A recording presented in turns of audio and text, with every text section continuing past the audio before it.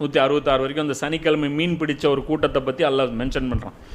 அந்த மீன் பிடித்த அந்த கூட்டத்துடைய அந்த ஊரை வந்து அல்லாஹ் சொல்லும்போது, கடற்கரையில் இருந்த ஒரு ஊர் மக்களை பற்றி நீர் அவர்களை கேளும்.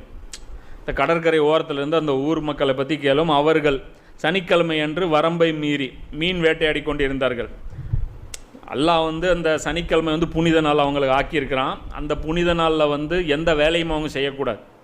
எந்த வேலையுமே வீட்டில் கிட்டத்தட்ட நெருப்பு கூட பற்ற வைக்கக்கூடாது, சமையல் கூட அவங்க செய்யக்கூடாது. அது இபாதத்துக்குன்னே வச்சுருக்கணும் அப்படிங்கிற லெவலில் இருந்தது.